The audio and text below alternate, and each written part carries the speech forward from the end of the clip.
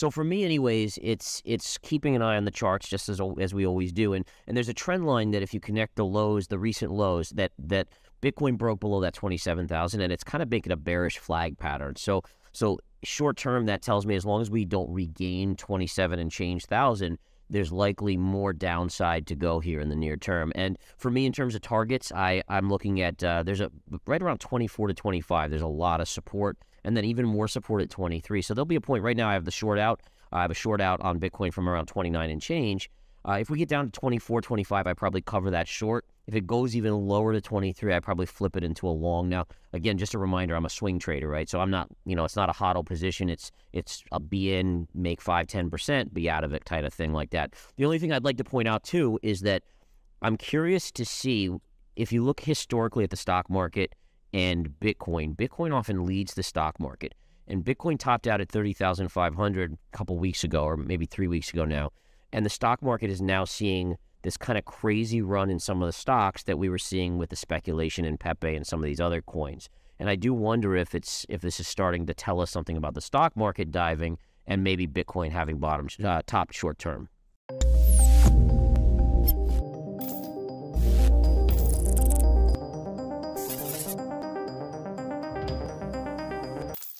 Bitcoin remained stuck inside a narrow range into May 20th as cryptocurrency markets shook off United States macro triggers. Data from Cointelegraph Markets Pro and TradingView showed BTC USD trading just below $27,000. Hello and welcome to Money Talks. In today's video, Gareth Soloway and CryptoZombie shared their prediction for Bitcoin 2023 and where the next Bitcoin bottom will be. I am obviously very bullish on Bitcoin, and unlike these two gentlemen right here, I have started my TA journey with Bitcoin and Bitcoin only. So essentially Bitcoin is basically, the only chart that I really ever looked at. So what I'm really seeing right now is that we are, in my opinion, a little bit overextended on the short term. I do believe that personally, that run up was pretty intense. So, if I knew nothing about what was going on in the stocks, I knew nothing about everything you just talked about with the debt ceiling, and I just had to look at a chart and just judge it based on what I'm seeing. The fact that we didn't have really that it was $25,300, that area, we still never really wicked down to it yet. We've had a fake out around the 700 level, but we never officially got down there and built enough of a base to really convince me that resistance should now be flipped into a support, number one. And the other thing is, a lot of people have been following me on my channel, and a really simple indicator is just the weekly EMA ribbons. It's been extremely reliable throughout Bitcoin's history. Generally, when you tend to get, above, you're pretty much looking for bullish. When you go below it, you're looking for bearish. So the first indicator that you look for is the 89. Now, we got above that, and when we did, I had said to everybody on my channel, generally speaking, we're probably going to hang out here for a little bit. And we did. We bounced off it for about 5 weeks, and then once we got rejected, as you guys can see, that has now become the same $27,000 area. So it's like the confluence. It really doesn't matter if you're doing a trend line, you're using divergences, you're using the EMAs. They are all showing confluence right now, and the confluence is telling me that we are overextended in the short term, and I do believe that we need to go down, maybe even fill the CME futures gap in the 24, wherever it is, it's down there, right? And I think once we do that, I think we can then maybe start to build that slow grind back up. But I think where a lot of people might disagree with me, which I'm happy to be proved wrong, I don't think we're going to see a lower low than we saw already than the 15. I think worst case scenario, you may see a double bottom with a potential wick lower, like what we saw in 2013, where there was that fake out, but then by the time we had that weekly close, it was back up. So I'm not saying we can't go below 15.5 to shake people out, but I don't think that you're going to see a weekly close below 15.5 ever again, unless it's like some catastrophic event. But that's just where I'm currently standing right now. I don't know if you guys have known. The pair had seen brief volatility after Jerome Powell, chair of the Federal Reserve, gave new commentary on policy and the outlook for inflation. While leaving the door open for change should it be required, Powell's language did not offer risk assets clear signals. Responding, the financial commentary resource, the KOBC letter, warned that tons of uncertainty lay ahead. Fellow trader Crypto, Tony, meanwhile, forecast that the range would stay in place until the start of the new macro trading week.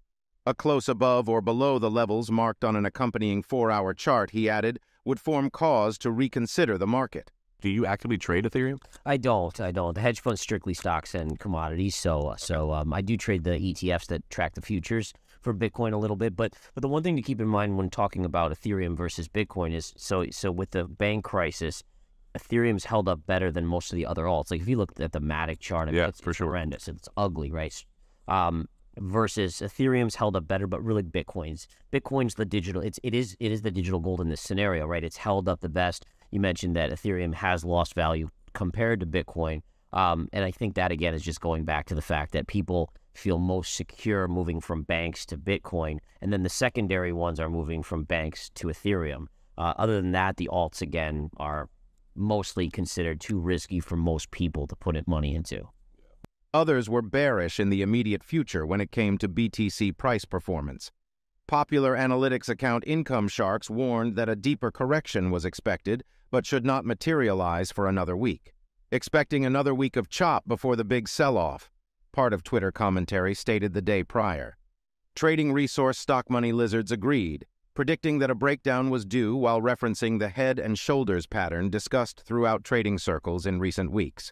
Correction in play, it summarized, offering a target zone of around $24,500. You guys have kind of mentioned like the digital gold side of Bitcoin, and like I look at the digital gold is Bitcoin, right? But then also silver. Silver is Ethereum. Silver, right? So silver has that sort of safety side, but it also has the industrial component where it's used in the economy. And so it's very similar. And so you can see the two, how one matches up with one matches up with the other. And we even see with silver usually is much more volatile than gold. And Ethereum generally is more volatile than Bitcoin. So just kind of cool things to kind of think about. Yeah. I would just say for meme coins, it's like the gambler goes to the casino and like you talk to these people and they're like, I have a system. And they still lose their money, right? So it's the same thing, right? I mean, it's. I don't think TA work. I mean, maybe it does loosely, but for me to risk hard-earned money on these type of things that are so momentum driven and so really social media driven, right? I mean, it's the spreading. It's like a fire spreading in social media that causes these pops. I can't compete with that. I like to trade where I have an edge, and with these type of things, I honestly don't have. So, what are your thoughts? Is it a good time to buy Bitcoin? Tell us in the comments. Also, don't forget to like and subscribe. See you soon with the next video. Thank you so much for watching.